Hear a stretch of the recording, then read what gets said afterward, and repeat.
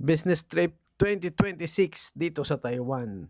Pupunta pala kami dito sa isa sa mga partner namin dito sa Taiwan. Importante sa amin na kumukonekta kami sa mga nakatutulong sa amin sa pag-build ng Coffee Bud. Kaya kahit medyo malayo ang Taiwan, ay pinuntahan talaga namin itong isa sa mga partner namin. Ito, bumiyahe na muna kami. Ang maganda dito sa Taiwan, maganda yung transportation.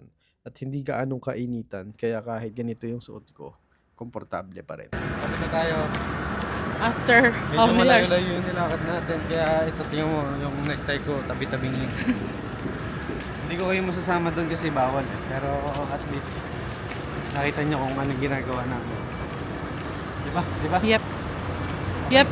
Mamaya, at video pa rin ako kung pwede. Pero kung hindi, sama na lang namin kayo sa night market.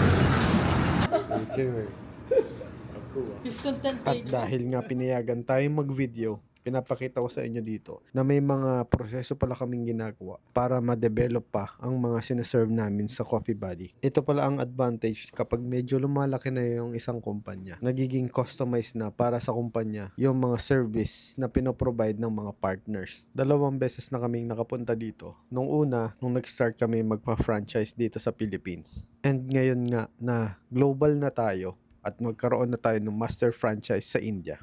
Nagkaroon ulit kami ng chance para ma-meet sila. Gusto ko kasi masigurado yung capability ng mga partners natin and ma-align yung vision na meron ang kumpanya natin. Yon, nandito na ulit tayo sa malapit sa ating hotel at successful naman yung ating meeting.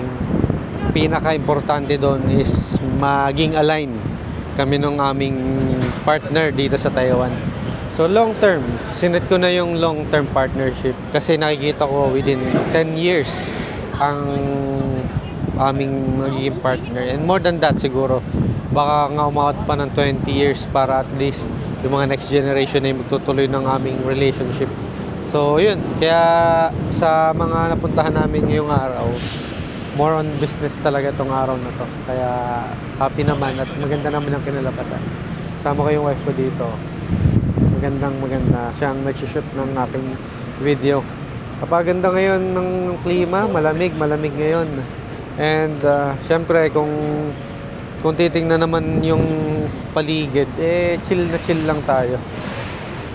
So yun lang, maraming salamat sa panonood and ngayon magiging active na rin ulit ako sa YouTube. Wala lang, sharing my journey. Go, bye-bye. Adios. Adios.